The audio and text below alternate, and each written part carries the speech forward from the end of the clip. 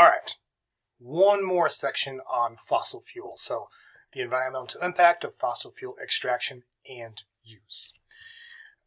So what are some of the negative impacts of fossil fuel extraction and use? Chronic health disorders, surface and groundwater contamination, altering ecosystems, aesthetic degradation, so places that don't look nice anymore, soil degradation, depleting the soil and all its nutrients, creating mudslides, landslides, flash floods, oil spills, earthquakes, CO2 emissions, wildlife issues, land pipelines bursting, leaking oil, natural gas leaks, methane leaking into the atmosphere, climate change, etc., etc., etc.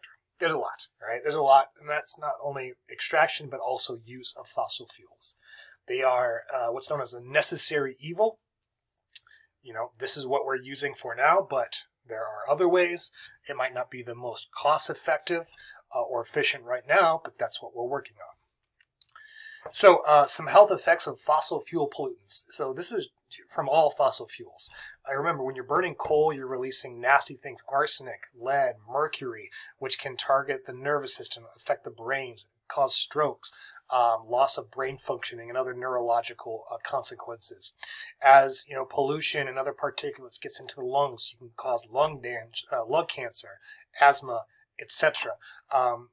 Pollutants as far as nitrogen and sulfur released from coal, burning coal, and as well as oil, can cause heart disease and heart failure. So just the air we breathe is doing this to us. You know, living in the fourth most populous city in the country, in Phoenix, there's a lot of pollution. You know, some days you look out in the morning or in the evening, and there's that haze. This is what we're breathing in due to fossil fuels. This is what we're doing to ourselves.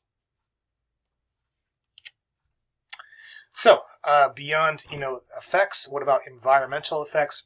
I talked about the Deepwater Horizon. So that's an oil platform just off the coast of Louisiana, Mississippi. So just off in the Gulf of Mexico. This is the one where we had to go through, what was it?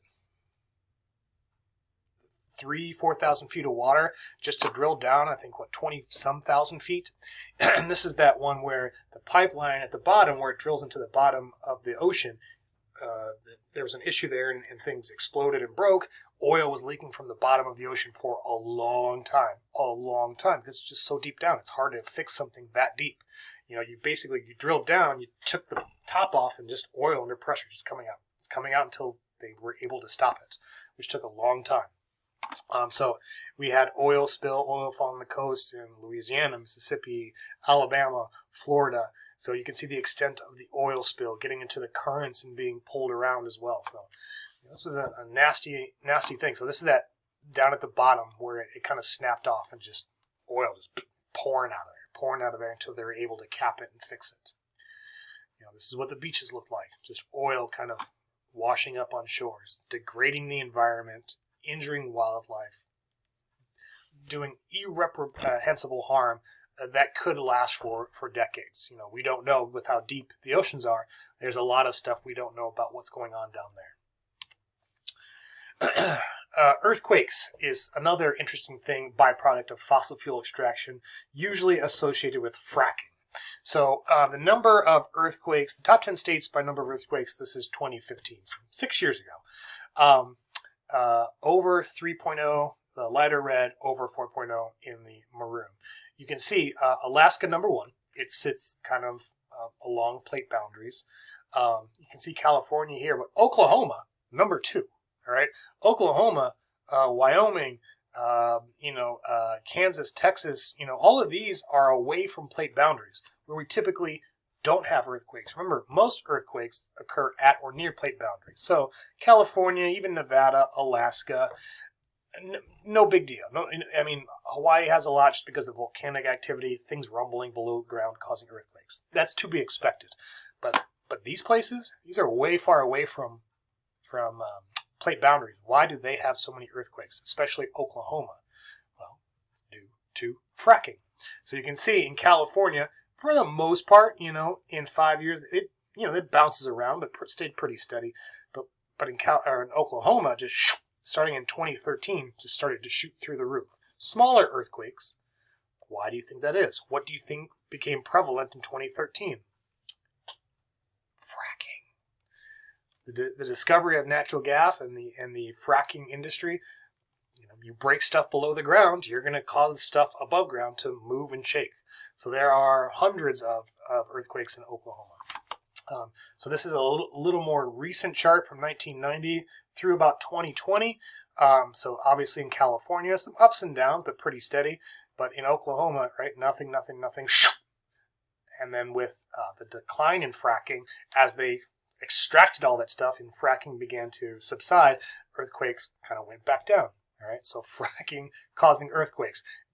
At that time period, there were more earthquakes in Oklahoma than in California, all due to fracking. So there are a number of environmental and health impacts from fossil fuel extraction. So this is the world fossil carbon dioxide emission. So carbon dioxide released by burning fossil fuels, coal, oil, and natural gas. You can kind of see China is kind of made a big jump in the 90s, at least through 2018, because of so many people, so much industry there. They're creating a lot of coal-fired power plants. So that's releasing a lot of carbon dioxide. The U.S. kind of holding steady, a little bit of a decline, but for the most part holding steady. There's more that we need to do. You can see India also on the rise. They're a major player in industry coming up. So they're gonna, this orange is gonna look very much like China, probably very soon. Very soon.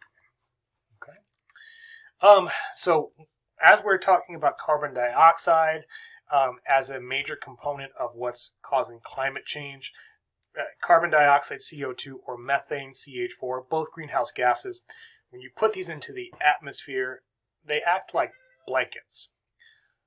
When you're sleeping in your bed at night, what gives you warmth? It's not your blankets. The blanket doesn't give you warmth. The blankets just trap the heat. Unless you have an electric blanket, which I don't know why you would in Arizona. That's an actual thing. You plug it in and it heats up. Most people don't have that. So what keeps you warm? Well, you keep you warm.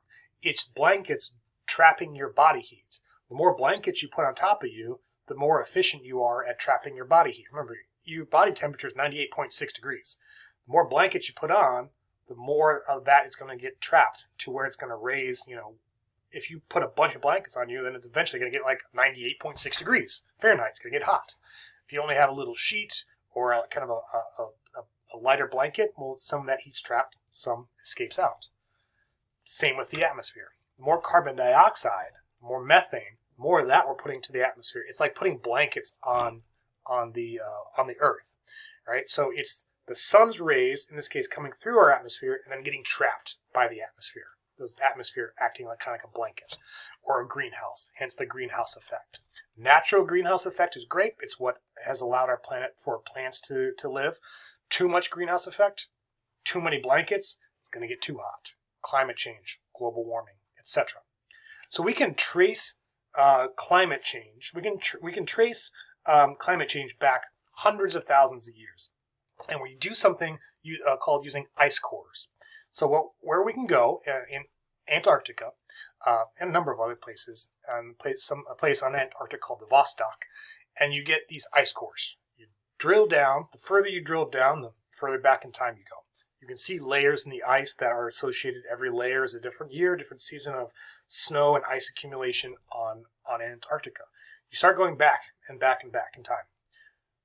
In ice, as snow falls and turns to ice, it traps air. It traps atmosphere. It traps air. And so in that air, we can extract out, well, how much CO2 is in these little bubbles, which is a snapshot of the atmosphere. So we can go back in time and look at how much CO2 was in the atmosphere, again, up to almost over 400,000 years. The deeper you go, the further back in time. And what we start to see in blue is the amount of carbon dioxide. It naturally goes up and down and up and down and up and down.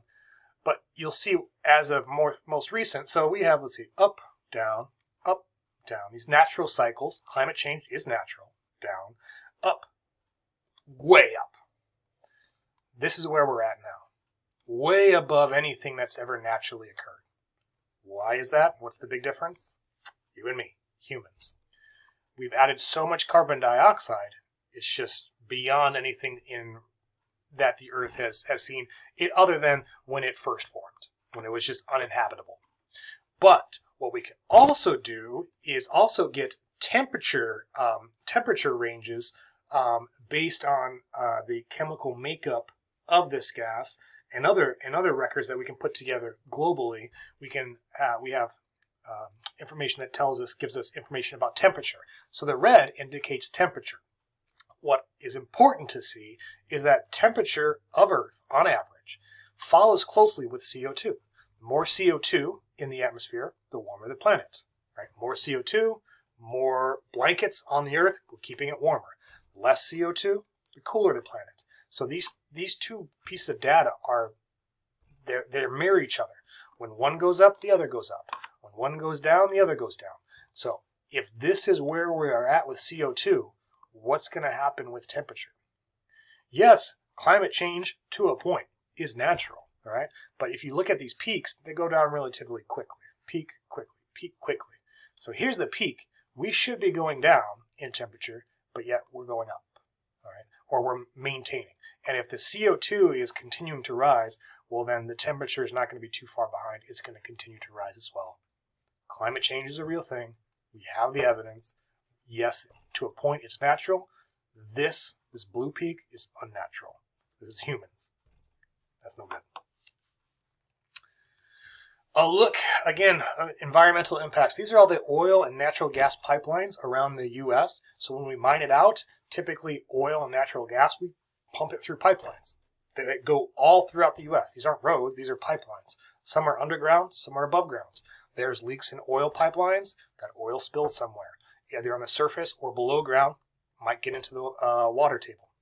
What about natural gas pipelines? Same thing, some above ground, some below ground. Those fracture, that methane gets into the atmosphere, much more potent greenhouse gas than carbon dioxide. It too can contaminate groundwater. You know, any point here, there's a break in any of these, a leak in any of these, it's an issue. It's an issue. A great example of fracking issues of natural gas getting into groundwater is this video. Watch this video. It's required of you. All right, it's required of you. So where this person lives, there is fracking that goes on. Some of that natural gas is getting into the groundwater, and so this person's water is flammable. So as it comes out of the faucet in her kitchen, she can light it on fire because of all the natural gas that has seeped into the groundwater because of leaks due to fracking. It's an issue. No one wants flammable water. That's not good. So what's the future of fossil fuels, right? All this bad stuff, there's the good, the necessary, but the bad as well. So what is the future? If current global use continues without any significant additional discovery, we'll probably run out of conventional oil in less than 50 years. We got about 50 years. If the population is growing, we're going to use more fossil fuels. So as far as oil is concerned, 50 years, and that's it. Be smart to move to electric vehicles. Coal supplies, last about 200 years. At the rate we're going, how much coal is being burnt, and the rate of climate change, we won't even get a chance to use all that because humanity will be gone before then. The planet's going to change too much. The climate's going to change too much. We won't be around. New technology, but concerned about the release of greenhouse gases, is encouraging people to explore alternative energy sources. So I guess that's a good thing. I hope with all of this, you heard, oh wow, fossil fuels are bad. Yeah, no duh. Are they necessary? At this point, unfortunately, yes, for a lot of people. Can we switch from them? Yes. Will that take some sacrifice? Yes. Will it have more benefits than negatives? Yes. So that's where we need to think about. What we do and how we do it, it's not sustainable. All of those resources are non-renewable. They're harming the environment. They're harming you and I. So what do? We have to explore alternative energy sources. So we'll talk about all those when we come back.